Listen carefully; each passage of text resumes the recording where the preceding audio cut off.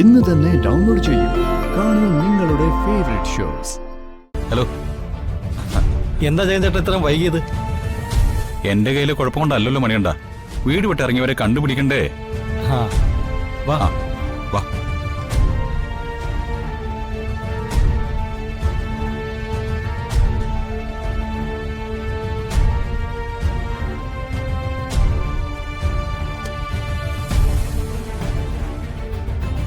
എന്നാലും ഇത്ര പെട്ടെന്നൊരു വീട്? ജഗൻ ചേട്ടൻ എന്നെ വിളിച്ചു പറഞ്ഞു, ഞാനൊരു വീട് സെറ്റ് ചെയ്തു.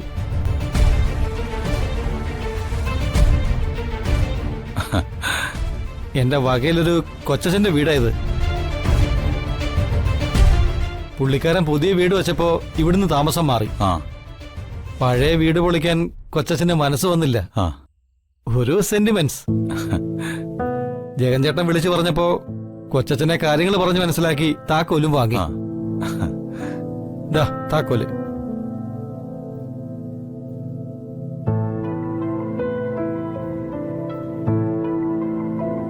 ഞാൻ ഇറങ്ങട്ടെ? വീട്ടില് വൈഫ് ഒറ്റയ്ക്കേ ഉള്ളൂ, അവള് പ്രഗ്നന്റാ. ഓ, ഞാനത് മറന്നു.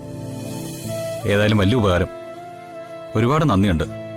എന്റെ അമ്മ ഹോസ്പിറ്റലിൽ കിടന്നപ്പോ മരുന്ന് വാങ്ങാൻ നിവൃത്തിയില്ലാത്ത സമയത്ത് മരുന്നിന് കാശ് തന്നതും ഹോസ്പിറ്റൽ ബിൽ അടച്ചതും ചേട്ടനാ. ഹോസ്പിറ്റലിൽ നിന്ന് ഡിസ്ചാർജ് ആയി ഇറങ്ങിയപ്പോ നന്ദി പറയാൻ മുതിർന്ന എന്റെ അമ്മയോട് ചേട്ടൻ പറഞ്ഞത് ഇന്നും എനിക്ക് ഓർമ്മയുണ്ട്. അമ്മയുടെ സ്വന്തം മകനായി ജഗനുള്ളപ്പോ അമ്മ ഒന്നുകൊണ്ടും പേടിക്കണ്ടെന്ന്. അപ്പ ചേട്ടാ, ഗുഡ് നൈറ്റ്. ശരി. പിന്നെ ഈ വീടൊന്ന് വൃത്തിയാക്കാൻ പറ്റിയില്ല. അതൊന്നും സാരമില്ല, അതൊക്കെ ഞാൻ ചെയ്തോളാം. ശരി, എന്നാ ശരി, പോട്ടെ. വിനുവേട്ടാ,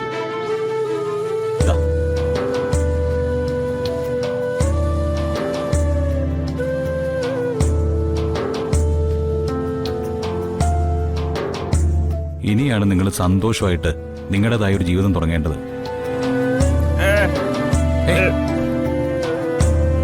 എന്താ വിനുവേട്ടത്? ഞാൻ ചെയ്യുന്ന എന്റെ കടമയല്ലേ? മീനാക്ഷി, വീട്ടിൽ നടന്നൊന്ന് ആലോചിച്ച് നീ വിഷമിക്കാൻ നിൽക്കണ്ട. പ്രകാശന്റെ സ്വഭാവം അറിയാലോ, ജയിക്കാൻ വേണ്ടി എന്തും കാണിച്ചു കൂട്ടും. മറ്റുള്ളവരുടെ മനസ്സ് വേദനിക്കുന്ന ഒന്നും നോക്കില്ല. എന്നാലും എന്നെ കള്ളിന്നൊക്കെ. മീനാക്ഷി കള്ളിയല്ലെന്ന് എല്ലാവർക്കും അറിയാം. ഇനി അതൊന്നും ഓർക്കണ്ട.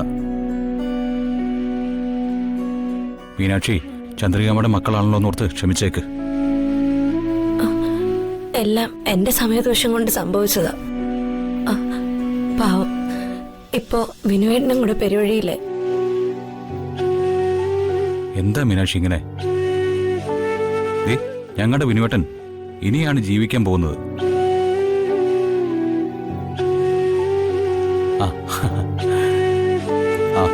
എന്നാ പിന്നെ ഞാനും ഇറങ്ങുക.